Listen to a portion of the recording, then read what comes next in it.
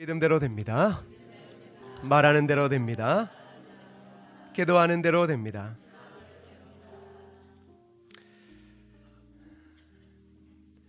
우리는 본문의 말씀으로 계속 생명의 근원인 마음의 중요성에 대해서 살펴보고 있습니다. 여러분, 을지문덕이 누군 줄 아시죠? 네, 을지문덕 장군.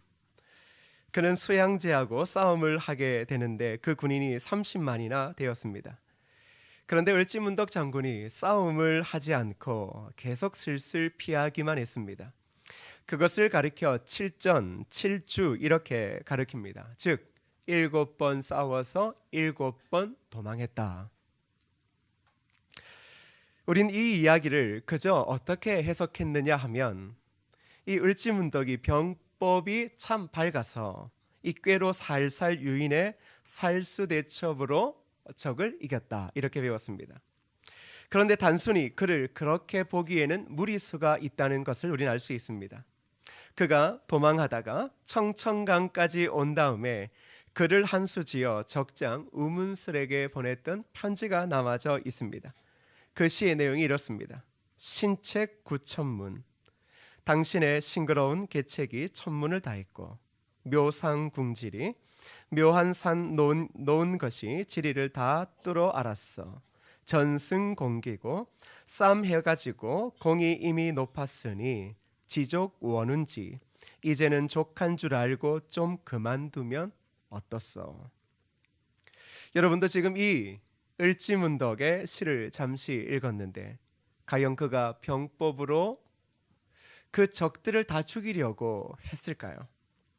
여기서 지족이라고 하는 말은 우리가 잘 알듯 족한 줄을 알아야 한다라는 뜻입니다.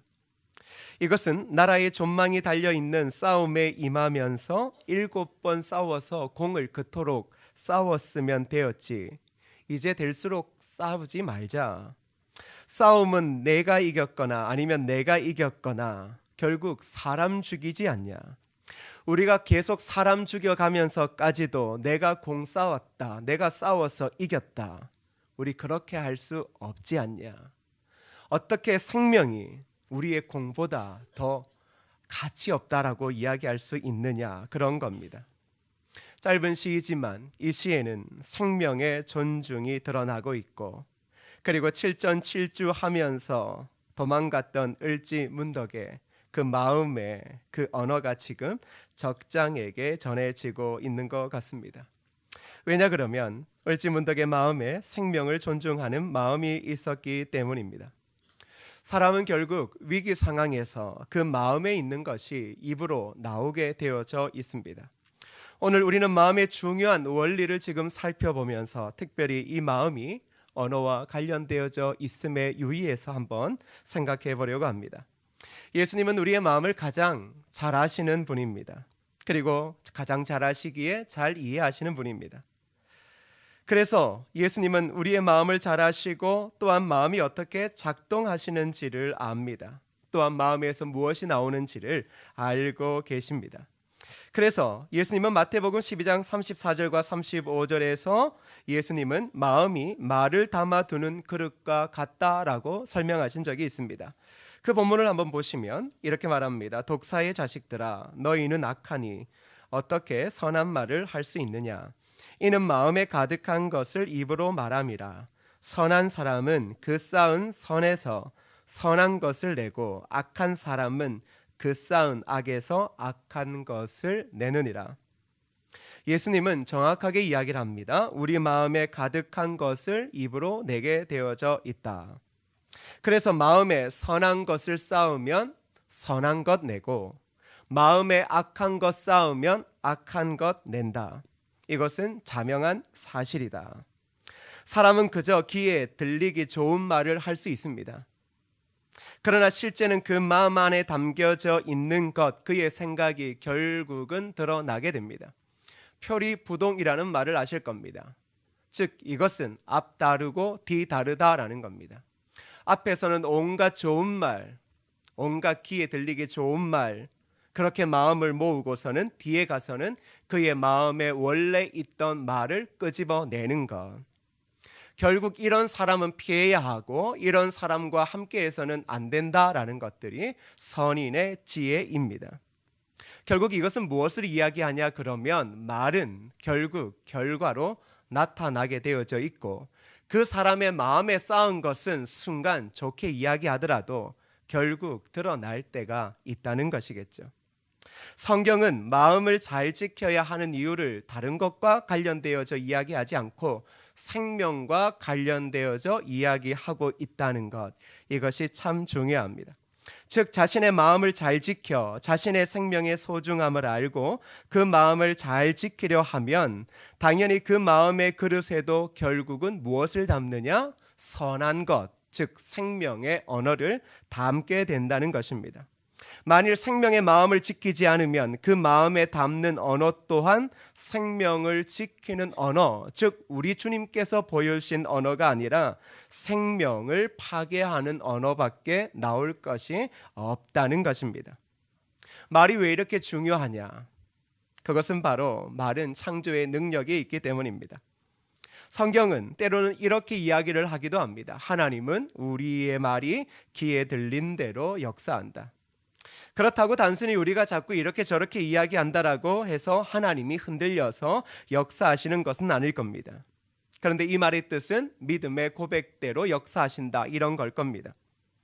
그렇다면 믿음의 고백대로 역사하게 하시는 것도 하나님이고 믿음의 고백을 하게 하시는 것도 하나님이시니 하나님은 당연히 그 말에 역사하실 수밖에 없는 것이겠죠.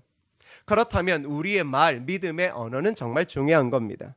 하나님은 우리의 말을 들으시고 우리의 말을 따라 역사하십니다. 그래서 민수기 14장에 그런 잘 좋은 예가 있습니다. 10명의 정탐꾼이 원망하는 말을 누가 들으십니까? 하나님이 들으셨다라고 말합니다. 10명의 정탐꾼이 하는 그 불평, 그 원망의 이야기를 하나님이 들으시고 그 인생이 그들의 말대로 원망할 수밖에 없는 인생이 되게 하셨습니다. 반면에 여호수아와 갈렙, 그들은 믿음을 고백합니다. 하나님의 약속을 붙잡고 그 약속 위에서 믿음으로 고백합니다. 그랬더니 그들의 인생이 복된 인생이 되게 하셨다라는 겁니다. 마음에서 말이 나온다. 마음에서, 생명의 마음에서 믿음의 고백이 나온다면 결국은 마음에 선한 말을 쌓아두는 것, 그것보다 중요한 것은 없을 겁니다. 그렇다면 우리 그리스도인의 이 미래라는 것도 결국 믿음의 고백에 달려져 있는 것은 아닐까요? 어떤 언어를 쓰느냐에 따라, 어떠한 믿음의 고백을 하느냐에 따라 우리의 인생은 달라질 것 같습니다. 우리는 말로 사람을 설득합니다. 그렇죠? 말로 사업을 합니다. 때로는 말로 사람들을 움직이고 말로 정보를 전달하고 꿈을 나누고 사랑을 표현하기도 합니다. 말 때문에 사람이 소생하기도 합니다. 그런데 반면 말 때문에 무너지기도 하고 그리고 미래가 막히기도 합니다. 하나님은 생명의 마음 가운데 생명의 언어를 두실 뿐입니다. 그러니 믿음의 사람들은 믿음의 선한 고백밖에 할 수 없게 되는 것이겠죠. 선한 언어, 우리가 살면서 말하고 있는 그 많은 언어, 그 언어는 바로 우리의 생각에서 올 겁니다. 선한 생각이 선한 언어가 되어집니다. 선한 언어가 우리 안에 계속 쌓이면 선한 말을 할 수밖에 없게 되는 것입니다. 우리가 사람을 분별할 때 이 사람이 믿음의 사람인가 아닌가를 알 수 있는 것은 그의 말을 통해서입니다. 말 속에 진실이 담겨져 있기 때문이겠죠. 그래서 그러한 말들은 힘이 센 겁니다. 말 속에 사람들이 필요로 하는 지식과 지혜가 담겨져 있을 때 우리는 그런 말들에 귀를 기울이게 되어집니다. 그러기에 사랑하는 성도 여러분, 우리는 좋은 말을 마음에 간직해야 합니다. 왜입니까? 좋은 말을 마음에 간직한다는 것은 좋은 미래를 간직하는 것과 같기 때문입니다. 풍부한 말을 마음에 간직한다는 것 또한 풍부한 미래를 간직하는 것과 같습니다. 하나님은 지금도 하나님의 말씀으로 새로운 역사를 이끌어 가고 계십니다. 오늘도 하나님의 말씀을 믿고 그 말씀을 마음에 쌓아두고 그 말씀에 기초하여서 믿음의 고백을 하는 자들의 고백을 통하여 하나님은 역사하고 있다는 그 사실을 잊지 않아야 합니다. 그렇다면 우리의 삶의 풍부한 미래를 간직하게 하는 가장 좋은 말은 어떤 말일까요? 어떤 말을 우리의 마음에 담을 때 우리의 삶과 인격과 그리고 우리의 미래가 달라질 수 있을까요? 그건 바로 생명의 언어인 하나님의 말씀을 마음에 담아야 합니다. 함께 읽어볼까요? 시작. 생명의 언어인 하나님의 말씀을 마음에 담아야 합니다. 히브리서 4장 12절 잘 알고 계시죠? 한번 같이 읽어볼까요? 시작. 하나님의 말씀은 살아있고 활력이 있어 좌우의 날선 어떤 검보다 예리하여 혼과 영과 및 관절과 골수를 찔러 쪼개기까지 하며 또 마음의 생각과 뜻을 판단하나니. 우리 마음의 언어를 바꾸는 가장 중요한 것은 우리가 그저 좋은 책을 읽는 것에 있지 않습니다. 그저 명언을 암송하고 그러한 명언들을 이야기하는 것에 있지 않습니다. 그건 선한 말을 쌓는 것이 아닙니다. 선한 것이다라고 하는 것은 생명력이 있는 것을 의미합니다.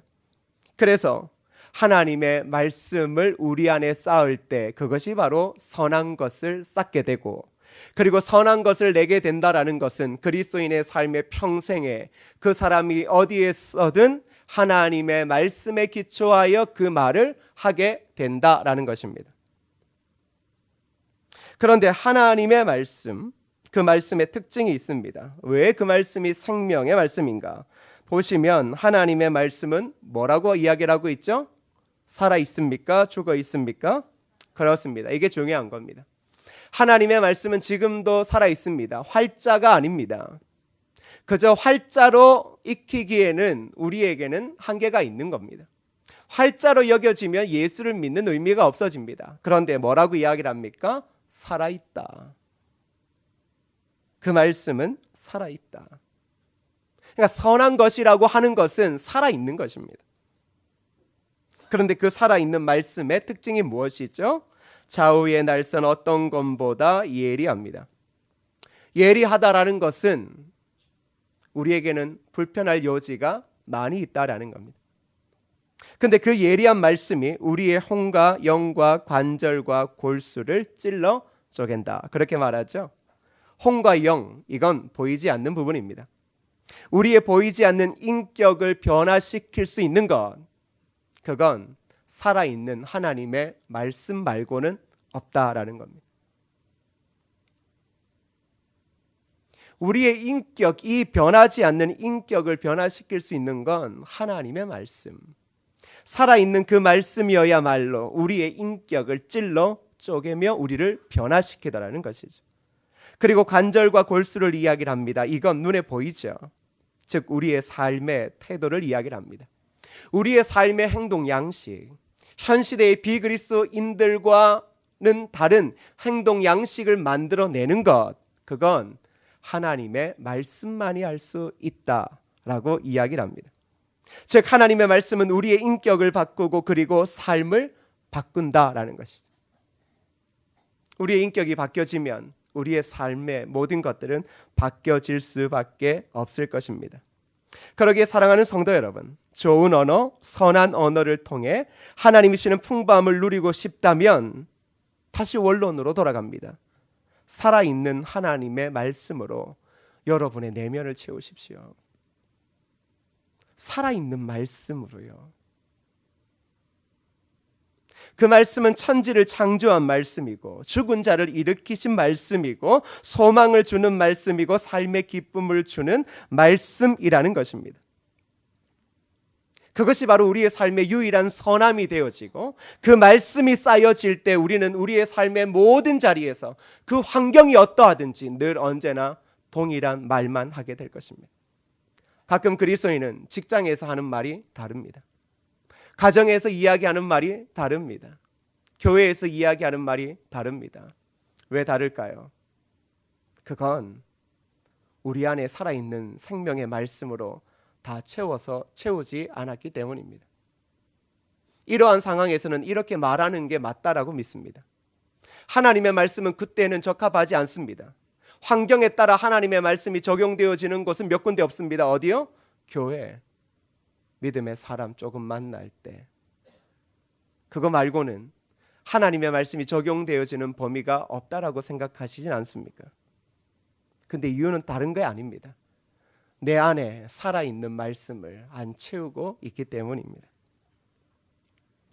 그런데 우리가 하나님의 말씀을 점점 채우기 시작할 때 어떤 변화가 있을까 이런 생각이 듭니다. 도대체 어떤 변화가 동반되어질까? 그래서 우리는 하나님의 말씀 앞에 선다 이렇게 말하죠. 말씀 앞에 서는 게 뭐냐 그러면 지난주 이야기했던 기도와 비슷한 것 같습니다. 말씀을 읽기 시작하면 그 말씀이 내 속마음을 속속히 드러냅니다.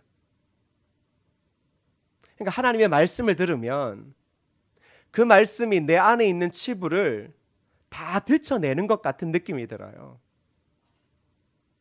그리고 내 생각이 어디에 문제가 있는지를 하나님의 말씀 앞에 서서 집중하기 시작하면 이 생각이 문제가 있다라는 사실을 정확하게 깨닫게 되어져요. 그때 나오는 게 뭔 줄 알아요? 회개예요. 회개예요. 진짜 말씀 앞에 서면 가슴을 치며 회개할 수밖에 없어요. 왜? 부끄러운 면목이 다 드러나니까요.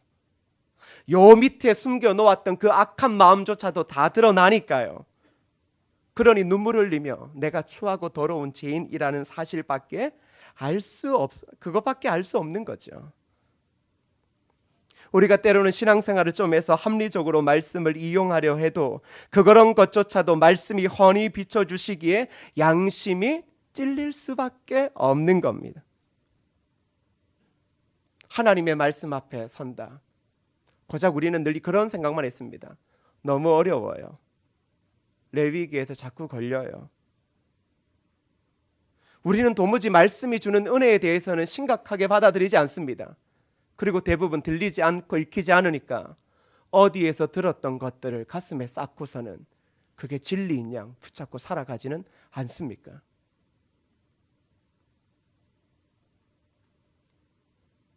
말씀을 읽으며 가슴을 쳤던 적이 과연 언제입니까?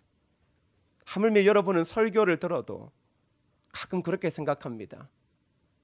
이게 무슨 얘기지 지금? 무슨 의도로 하는 거지? 근데 말씀 들으면 양심이 찔려야 되는 게 사실 아니겠습니까? 찔려도 조금 찔리는 게 아니라 부단히 많이 찔려야 됩니다.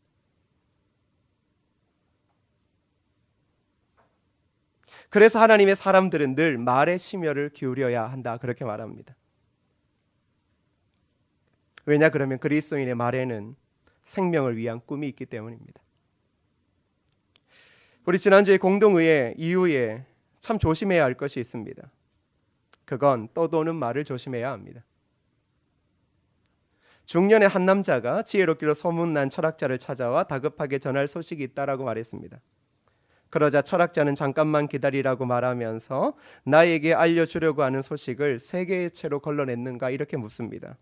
그러자 남자가 이해할 수 없다는 듯이 표정을 지으면서 묻습니다. 그 세 개의 채가 무엇입니까? 그러자 철학자가 첫 번째는 진실이라고 이야기를 합니다. 지금 자네가 내게 말하려고 하는 게 진짜 사실인가? 그랬더니 그 젊은 사람이 이렇게 말합니다. 잘 모르겠습니다. 자기도 길거리에서 들은 것이다 이렇게 이야기를 합니다. 그렇다면 두 번째 채로 검사해 봐야 하겠다라고 말했습니다.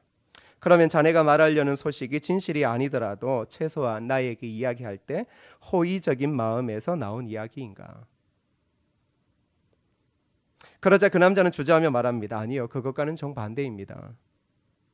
그렇다면 세 번째 채로 다시 걸러내야 하겠네 라고 말하며 지금 이토록 자네를 흥분하게 만드는 그것이 매우 필요하고 중요한 이야기인가? 그러자 그 남자는 그렇게 중요하지도 꼭 필요하지도 않은 이야기라고 쑥스럽게 대답했습니다. 그러자 철학자가 이렇게 마지막 정리를 합니다. 자네가 나에게 들려주려고 하는 소식이 진실도 아니고 그렇다고 호의적인 마음에서 비롯된 것도 아니고 더더구나 당신의 삶에 꼭 필요하고 중요한 이야기도 아니라면 말하지 말게나. 그럼 그 소식이 더 이상 자네와 나를 성가시게 만들거나 괴롭히지 않을 것세. 여러분, 이게 우리의 삶의 이야기들 아닙니까? 진실, 거짓, 우리는 정말 관심 없습니다. 그저 어디에서 떠들든 누가 만들어냈던 그런 이야기들에 마음을 다 빼앗겨버리고, 그리고 호의적인 마음은 존재하지 않고 늘 사람의 마음에 불을 지르는 그런 이야기들을, 사실도 아닌 것들을 가지고, 그리고 내 인생에 중요하지도 않는 그 문제를 가지고 사람들과 이야기를 하고 자신의 삶의 소중한 것들을 다 잊어버리고 삽니다. 사랑하는 여러분, 우리가 하나님을 따르는 사람이 아니라면 저와 여러분이 어떤 쌍욕을 하고 막말을 해도 무슨 상관이 있겠습니까? 근데 참 이해 안 되는 건 왜 우리는 교회만 오면 전투적일까요?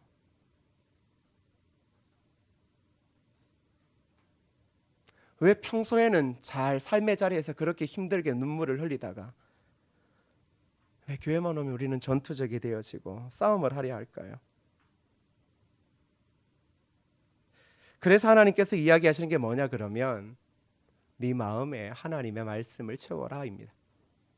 하나님의 말씀은 살아있고 생명력이 있기에 그 말씀을 가득가득 채우면 이런 우리의 연약한 모습들은 사라지고 결국은 늘 언제나 하나님의 생명의 말씀 위에서 가장 선하고 아름다운 말을 하게 될 것이다. 그리고 그때서야만이 진정한 평안, 진정한 기쁨을 너희가 이 땅의 짧은 삶에서 누리게 될 것이다. 그렇게 말하고 있습니다. 사랑하는 성도 여러분, 그러나 부단 이러한 이야기들은 여러분만의 이야기는 아닌 것 같습니다. 저도 마음이 불편할 때가 참 많이 있습니다. 그리고 그러한 마음을 추스르기가 어려울 때가 많이 있습니다. 늘 언제나 떠도는 말들이 그렇습니다. 근데 가끔 생각해 보면 그것조차도 내 안에 내가 추구하고자 하는, 내가 목적으로 하는 바가 있기 때문은 아닐까 싶습니다. 그저 하나님의 뜻, 하나님께서 하실 일만 생각하면 되지, 뭐 내가 대단한 걸 하고 무슨 꿈을 만들고, 그것도 잘 따지고 보면 나의 욕심일 수 있다라는 겁니다. 그래서 그 마음을 비우지 않으면 아무리 선한 일을 하고 아무리 꿈을 위해 달려가도 결국은 싸울 수밖에 없고 다툴 수밖에 없는 것, 그게 모든 사람이 가지고 있는 연약함인 것 같습니다. 그래서 저는 한 주간 기도원에 잠시 가려고 합니다. 그래서 좀 기도를 좀 해보려 합니다. 진짜 내가 이야기하는 것들이 하나님의 뜻이 아니라 내 사심은 아닌가, 그런 사심으로 일을 그르치고 있는 것은 아닌가, 그저 그렇게만 목회할 수는 없는 것 같습니다. 사랑하는 성도 여러분, 저와 여러분이 적당히 예수를 믿거나 아니면 열심히 기도해서 자녀 잘 되고 그리고 돈 좀 많이 벌고 이런 식으로 끝나는 교회 공동체라면 저는 그 정도의 이런 일들의 양심의 가책을 안 느낄 겁니다. 근데 저와 여러분들은 늘 언제나 나는 죽고 예수로 살자 그러기에 힘든 겁니다. 나는 죽고 오직 예수만 영광 받으시는 그 일을 하자고 하기에 이게 참 어렵고 힘든 일일 것입니다. 그러기에 저와 여러분, 어떻게 우리의 영혼을 살릴 수 있겠습니까? 딱 한 가지입니다. 생명의 말씀으로 채우지 않는 이상 살 수 없습니다. 그래서 저는 좀 잡다한 것들을 좀 내려놓고 하나님의 말씀을 좀 오래도록 읽고 그 말씀 가운데 내 삶의 추하고 더러운 부분들을 조금 발견하고 회개하며 엎드려야 되겠다라고 생각합니다. 단순히 무언가를 이루려고 하는 것, 그래서 기도하지 않습니다. 그게 아니라 내 안에 선한 하나님의 생명력 있는 말씀이 없는데 어떻게 여러분들과 말씀을 나누겠습니까? 그래서 내 영혼이 말씀으로 좀 충분히 채워지는 그런 시간들을 통해 나도 살고 더불어 교회가 앞으로 준비하고 기도하고 있는 그 모든 미래와 그리고 저와 우리 교회 공동체가 더 아름답게 살기를 원하는 마음이 있습니다. 여러분, 한 주간을 또 시작합니다. 쉽게 말이 달라지진 않을 겁니다. 그렇다면 오늘부터라도 부단히 마음에 예수 그리스도의 그 말씀을 깊이 묵상하십시오. 그 말씀을 깊이 묵상하십시오. 사람의 마음에 말에 흔들리지 말고 그리스도의 말을 깊이 묵상하시고 그 말을 채우십시오. 그러면 어느 순간 저와 여러분의 입술의 고백은 주님께서 이야기하셨던 그런 이야기들이 나올 겁니다. 자녀를 축복하고 성도를 축복하고, 그리고 늘 언제나 하나님의 약속의 말씀 위에 굳건히 서서 그 말씀의 축복대로 꿈을 이야기해주고 선포해주고, 또 하나님이 하실 일에 대해서 정말로 이야기해 줄 수 있는 그러한 진정한 예수의 제자가 될 것입니다. 바로 그것이 교회이고, 바로 그러한 자들을 가리켜 뭐라고 이야기하냐고요? 예수 그리스도의 제자라고 이야기하는 겁니다. 오늘 우리 마음에 그 예수 그리스도가 이 땅에 오셔서 우리에게 주셨던 그 고귀한 말씀, 그 말씀으로 우리의 그 마음을 가득 채워 저와 여러분이 서로 대하며 인사하며 기도할 때마다 오직 서로의 그 입술에서 예수 그리스도의 살아있는 말씀만 듣기를 주님의 이름으로 축복합니다. 우리 이 시간 찬양하실 때 복의 근원 강림하사 찬송하게 하소서. 우리가 찬송할 수 있는 힘도 복의 근원인 성령 하나님께서 우리 안에 충분히 임재하셔야만이, 충만히 임재하셔야만이, 그러니까 하나님이 충만해질 때 찬양하고 고백하고 예배하고 기도할 수 있는 거예요. 다른 것 욕심내지 말고 복의 근원 강림하사 나로 하여금 하나님을 찬양하고 이 땅 가운데 나의 모든 입술의 고백을 통하여 예수 그리스도만 드러내게 하여 달라고, 그런 마음으로 이 찬양을 한번 우리 고백해 보도록 하겠습니다. 복의 근원 강림하사 찬송하게 하소서. 한량 없이 자비하신 증량할 길 없도다. 천사들의 찬송가를 내게 가르치소서. 구속하신 그 사랑을 항상 찬송합니다. 주의 크신 도움받아 도움받아 이때까지 왔으니 이와 같이 천국에도 이르기를 바라네. 하나님의 품을 떠나 죄에 빠진 우리를 예수 구원하시려고 보혈을 여주셨네. 주의 귀한 은혜 받고 일생 빚진 자 되네. 주의 은혜 사슬대사 나를 주께 매소서. 우리 마음은 연약하여 범죄하기 쉬우니 하나님이 받으시고 천국인을 지소서. 오늘 말씀 붙잡고 함께 조용히 한번 묵상하며 기도하겠습니다. 기도합시다. 하나님, 생명의 근원인 우리의 마음에 생명의 말씀, 하나님의 말씀으로만 채우게 하셔서 예수께서 이 땅에서 오직 생명을 살리시고 하나님 나라를 전파하신 것처럼 우리 또한 그러한 자들로 세워지게 하옵소서. 하나님, 오직 선한 하나님의 말씀, 그 말씀으로만 살아가게 하시고 그 말씀으로만 채우게 하셔서 우리가 오직 예수 그리스도의 제자로 예수 그리스도의 이름의 영광만을 드러내는 그 아름답고 고귀한 삶으로 나아가게 하옵소서. 거룩하신 아버지 하나님, 마음이 생명의 근원인 것은 우리의 마음에 살아서 역사하시는 생명의 말씀이 있기 때문입니다. 그래서 우리가 살아있는 것이고, 그래서 그 생명의 말씀을 담았기에 우리의 고백과 우리의 말은 늘 언제나 하나님을 향한 찬양과 경배, 그리고 믿음의 고백, 믿음의 선포밖에 없음을 압니다. 우리가 말의 실수가 참 많은 사람들입니다.